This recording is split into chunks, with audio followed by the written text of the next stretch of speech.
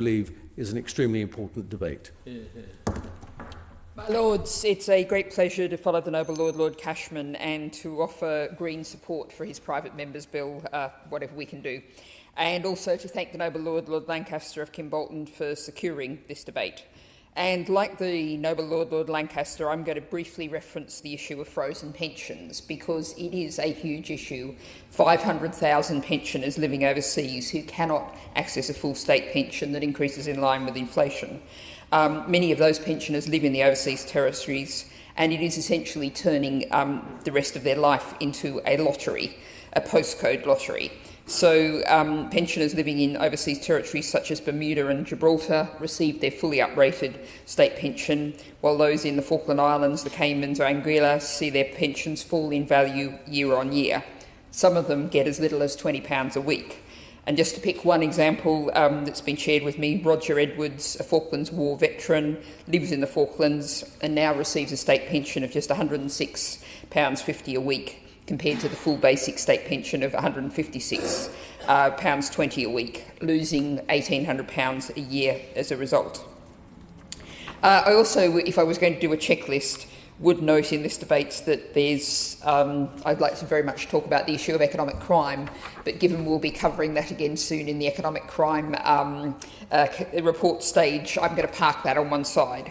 What I'm mostly going to focus on in the time available is an issue that I've pre-warned the Noble Lord the Minister about, which is specifically the issue of Falkland Islands and more broadly carbon emissions and climate impacts of what's happening in the Falkland Islands.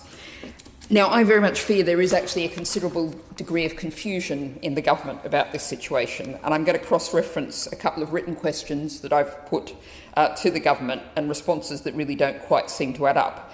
The first of these is HL 6972, which was answered on the 3rd of April. And my question was about the steps the government was taking to work with the government of the Falkland Islands to complete an emissions inventory on any potential future fossil fuel development. Now, the answer I received from the Noble Lord the Minister said, as a self-governing overseas territory, economic development, including development and exploitation of hydrocarbons, is a matter for the Falklands Island government. So essentially that answer appeared to entirely deny any responsibility at all here in Westminster.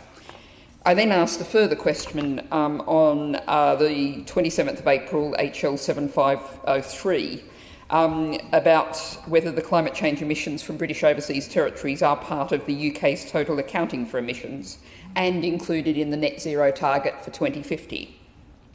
Now, the answer I received on that one is that emissions from the UK territory are in scope of domestic carbon budgets and the net zero target, in accordance with Section 89 of the Climate Change Act 2008. These two things don't seem to square up. The answer there further says the UK's ratification of the Paris Agreement, including the NDCs, is being extended to include the Crown dependencies and overseas territories. Now, I've been trying to make sense of this, how this all fits together, and I think perhaps part of the issue is arising from the fact that on the 7th of March 2007, the UK notified the UNFCCC that it wished to include in the UNFCCC Bermuda, Cayman Islands and the Falkland Islands. Now, the UN documents indicate that shortly after that, the government of Argentina notified the Secretary-General that it objected to the territorial application of the UNFCCC.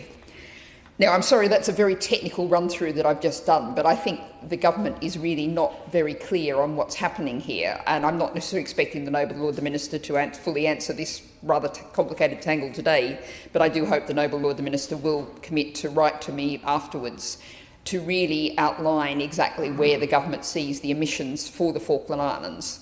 And this is also a much broader issue in terms of, I note, a very useful briefing, which I'm sure all the Noble Lords taking part in this debate will have received from the RSPB, looking at the crucial aspects of the British Overseas Territory and the climate emergency.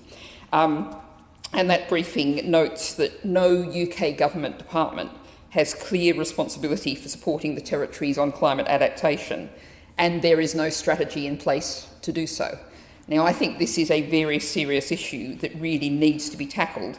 I mean, the RSPB briefing notes also, in light of the Caribbean territories, many of them have very weak or absent development planning frameworks, meaning that destructive both to the climate and to nature developments are taking place, and they simply don't have the resources really to deal with this. Now, returning specifically to the issue of the Falklands, I mean, I think it deserves to be noted that the Falklands has a current population of about 3,500, which is growing at about 3% a year, but nonetheless it also has an area that's half the area of Wales, so it's facing some very big issues. And the issues that it's facing in terms of carbon emissions, particularly are the fact that peat, the Falklands does have an absolutely amazing ecology. It's a place where there are no native trees, amphibians or reptiles, interestingly, but tussock grass, which is the naturally dominant species, which when undisturbed can grow up to 10 feet high and is the fastest method of forming peat in the world when allowed to be undisturbed. Now, the other factor that's relevant to this is the Falklands are notably dry. The average rainfall ranges in some areas from 200 millimetres per year up to 600 millimetres per year, and the former end of that is definitely drought territory, even speaking from my Australian origins. And it's getting drier, and the peat soil is drying out, and it's blowing away.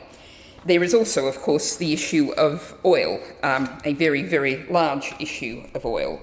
The North Basin is thought to hold 580 million recoverable barrels of oil, a very large amount.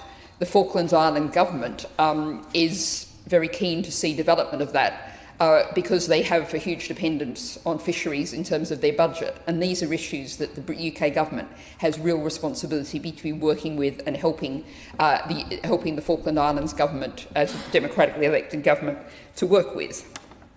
So, my lords, this is a really big issue that I really do not believe the government has got to grips with. I'm seeking to push to get to grips with.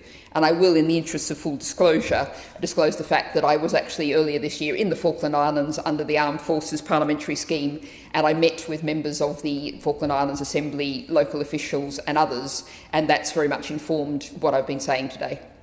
Well done, well done.